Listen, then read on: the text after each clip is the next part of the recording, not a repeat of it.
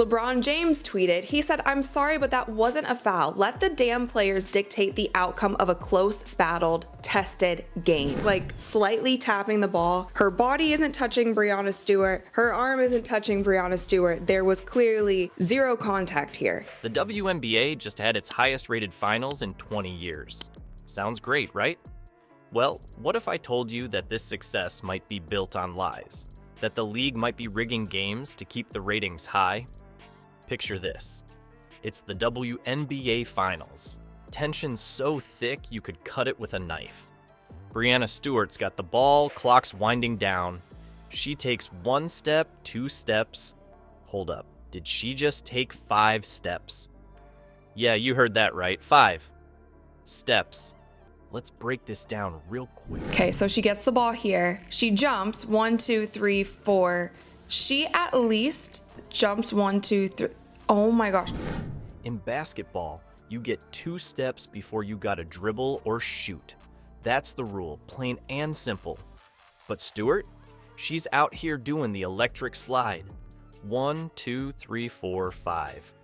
It's like she forgot she was playing basketball and thought she was auditioning for Dancing with the Stars.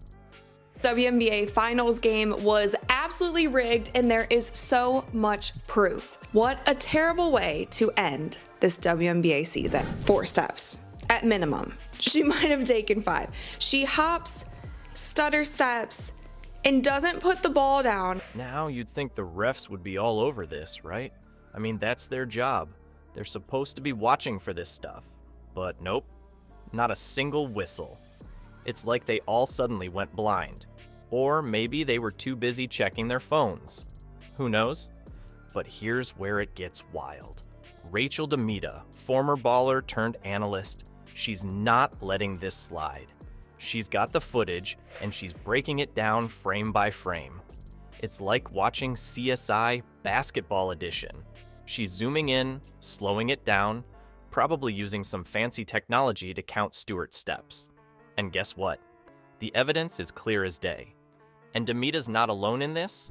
LeBron James, the LeBron James, he's watching this game and he can't believe his eyes. He's on Twitter faster than you can say travel. You know it's serious when King James himself is calling out the refs. Now, imagine if this happened in the NBA Finals. There'd be riots in the streets. Fans would be losing their minds. Sports shows would be talking about nothing else for weeks. But in the WNBA, it's like they're trying to sweep it under the rug. Nothing to see here, folks. Just a normal basketball play. But here's the thing. This isn't just about one bad call. This is about the integrity of the game. It's about fairness. It's about playing by the rules. When stuff like this happens and nobody does anything about it, it makes you wonder, doesn't it? What else are they letting slide? And you want to know the craziest part? This travel? It's just the tip of the iceberg. Yeah, you heard me right. There's more, way more. We're talking about evidence that'll make your head spin. Evidence that might just prove the WNBA Finals were rigged. And the bad call at the end of the game wasn't the only time that the refs made some suspicious call. But hold up, because we're not done yet. This travel nonsense? It's just the warm-up act. Wait till you hear what happened next. Trust me, it's gonna blow your mind. You thought the traveling call was bad? Buckle up, because what happened next is gonna make your jaw hit the floor. We're talking about a phantom foul so invisible even Houdini would be impressed. How did the refs manage to see something that wasn't there? So Stewart's done her dance routine, but the refs aren't done with their magic show. Next up, the incredible disappearing foul. Picture this. Elena Smith goes up to contest Stewart's shot. Now, I want you to imagine the gentlest breeze. That's more contact than Smith made with Stewart. Seriously, you could have fit a whole other player between them. But guess what? Whistle blows. Like, slightly tapping the ball. Her body isn't touching Breanna Stewart. Her arm isn't touching Breanna Stewart. There was clearly zero contact here. Foul on Smith. Stewart's heading to the line with a chance to win the game. The crowd's going wild. Half of them cheering, the other half losing their minds. And the commentators?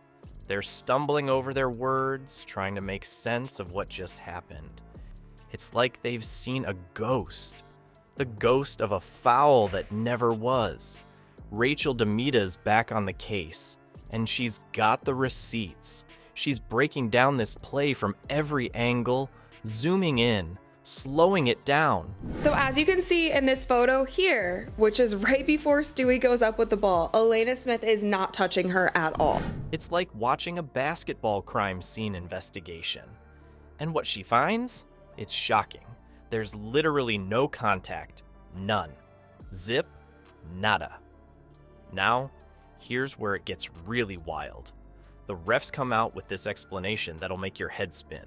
They say Smith wasn't in legal guarding position. What does that even mean?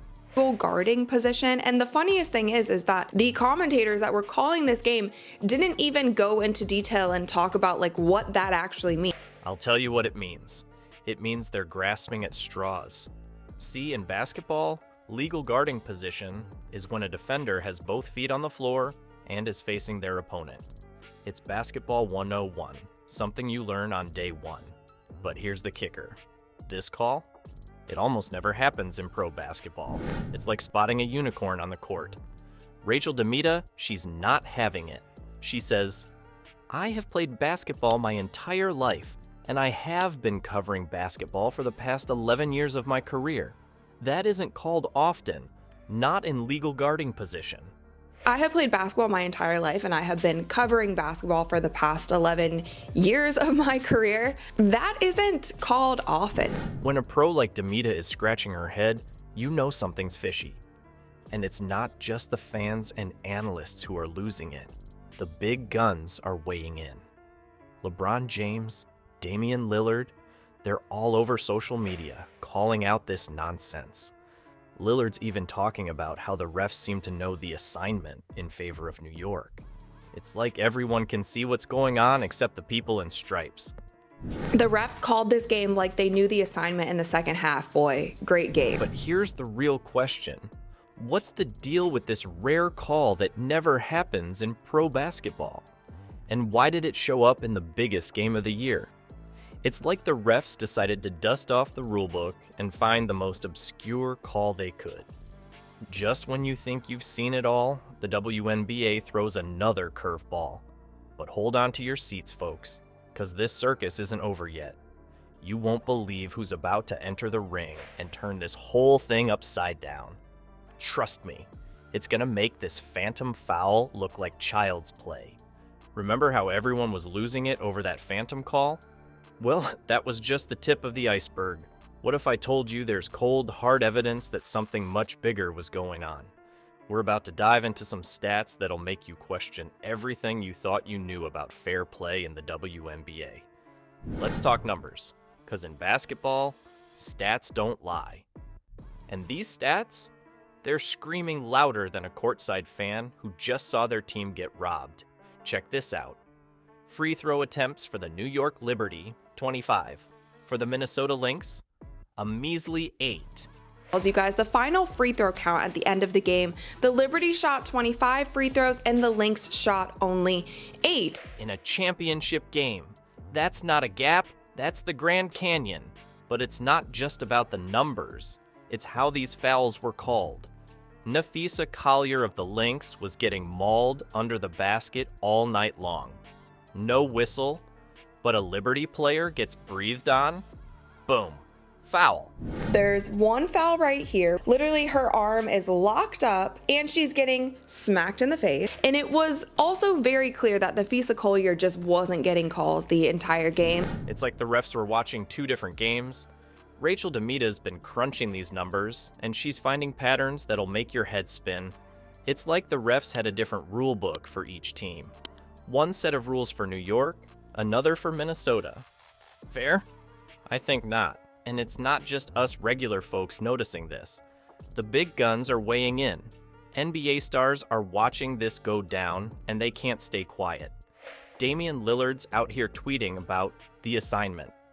You know what that means, right? It's like the refs knew exactly what they were supposed to do. But wait, it gets even wilder. Isaiah Thomas, that Isaiah Thomas, he's not mincing words. He straight up says they low-key cheated for New York. When NBA players are calling out the WNBA for cheating, you know something's seriously wrong. Has tweeted, they low-key cheated for New York, but I get it, LOL. LeBron James tweeted, he said, I'm sorry, but that wasn't a foul. Let the damn players dictate the outcome of a close, battled, tested game. Here's the real kicker, though. This isn't just about one bad game. This could change women's basketball forever. Think about it. The WNBA just had its highest viewership in 20 years. They're finally getting the attention they deserve. But now, this scandal could blow it all up. We're talking about the league's credibility here. Fans are already skeptical of refs in general, but this takes it to a whole new level. It's not just a couple of bad calls. It's a pattern that looks a lot like rigging. And you know what's crazy? This kind of thing, these free throw disparities, they've been happening in big games for years, in both the WNBA and NBA. But it's never been this blatant, this obvious. So here's the million-dollar question. Can the WNBA bounce back from this? Or is this the final buzzer for their credibility? Because let's be real, once fans start doubting if the games are fair, it's hard to come back from that. But hold on to your seats, folks, because just when you think it can't get any worse, wait till you see what the commissioner did. It's about to take this whole scandal to a whole new level of crazy. Ever seen a wardrobe malfunction cause a league-wide meltdown? Well, the WNBA Commissioner just pulled off something even crazier. One dress, one trophy ceremony, and suddenly everyone's screaming rigged, louder than ever. Picture this. The game's over. Tensions are through the roof, and here comes Commissioner Kathy Engelbert to hand out the trophy.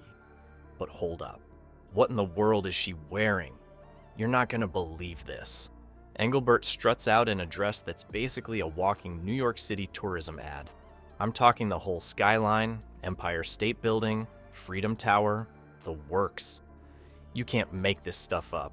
Social media goes absolutely bonkers. But for the commissioner of the league to literally wear the New York skyline on her dress at Game 5, that is not a great look. Fans are zooming in on photos like their CSI basketball edition.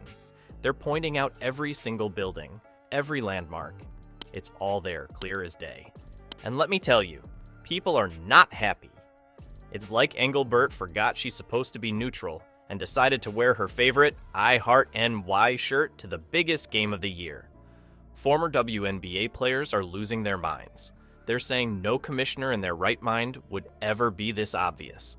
It's like showing up to a job interview wearing your competitor's uniform. Fans were noticing the commissioner's outfit that she wore for the trophy presentation. This gets taken down too. Just look at her dress. It's literally the New York skyline. These pros are questioning everything about the league's management. They're wondering who in their right mind thought this was a good idea. But here's where it gets real wild. Those photos of Engelbert's Big Apple dress, they start vanishing faster than free throws in a rigged game. It's like the WNBA's playing whack-a-mole with the internet, trying to scrub away the evidence. But you know what they say. Once it's on the internet, it's there forever. Thank goodness for Rachel DeMaida. She's on this like white on rice, saving screenshots left and right. She's asking the real questions that everyone's thinking. Like, who in their right mind approved this fashion disaster? And more importantly, what were they trying to hide? But hold on to your seats, folks, because this fashion faux pas, it's just the appetizer. What happened next in that press conference is about to blow this whole scandal wide open. We're talking about comments that'll make your jaw drop. Minnesota Lynx coach Cheryl Reeves steps up to the mic, and she is not holding back.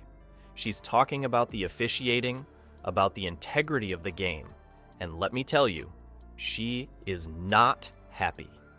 Reeves practically calling out the whole league, saying their credibility is on the line, and with Engelbert standing there in her New York billboard dress, it's like adding fuel to an already raging fire. This isn't just about one bad fashion choice or one angry coach. This is about the future of the WNBA. Can they bounce back from this? Or is this the final buzzer for their reputation? One thing's for sure, the next WNBA game is going to be must-see TV. Because after all this, anything could happen.